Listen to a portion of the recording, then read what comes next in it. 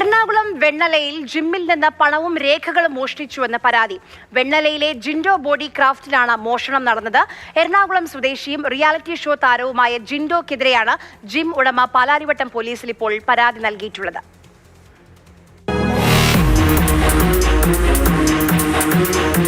Big boss season 6-ലൂടെയാണ് മലയാളികൾക്ക് ജിൻഡോയെ പരിചയമാകുന്നത്. ആ സീസണിലെ ജിൻഡോ വിജയ് കൂടി ആയതോടെ സമൂഹ മാധ്യമങ്ങളിലെ വലിയ താരമായി ജിൻഡോ മാറി. ആ ജിൻഡോയ്ക്കെതിരെയാണ് ഇപ്പോൾ നിരന്തരം പരാതികൾ ഉയരുന്നത്.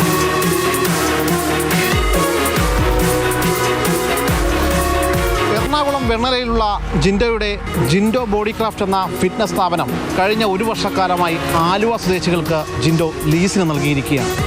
അവിടെയാണ് ഒടുവിലിപ്പോൾ ജിൻഡോ മോഷണം നടത്തിയെന്ന പരാതി പാലാരിവട്ടം പോലീസിൽ ലഭിച്ചിരിക്കുന്നത്. CCTV സഹിതമാണ് പരാതിക്കാർ സ്റ്റേഷനിൽ എത്തിയത്. ഇക്കഴിഞ്ഞ ദിവസം പുലർച്ചെ 1:50 ജിൻഡോ താൻ ലീസിന് കൊടുത്ത സ്ഥാപനത്തിലേക്ക് നിലവിലെ ഉടമകളുടെ അനുമതിയില്ലാതെ കയറി ചെല്ലുന്നു.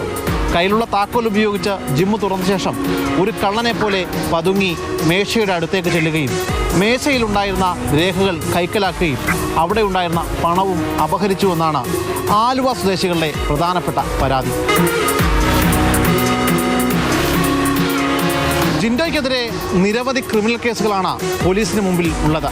ഒടുവിൽ ആലപ്പുഴയിലെ ഹൈബ്രിഡ് കഞ്ചാ കേസിൽ ചോദ്യം ചെയ്യാൻ വിളിപ്പിച്ചതുൾപ്പെടെ. അതിനാൽ തന്നെ ഏറെ ഗൗരവത്തോടുകൂടിയാണ് പോലീസ് ഈ കേസിനെ കാണുന്നത്. ഈ പരാതിക്കാരിയും ജിൻഡോയും തമ്മിലുള്ള ഇടപാടുകൾ വിശദമായി പോലീസ് പരിശോധിക്കുകയാണ്.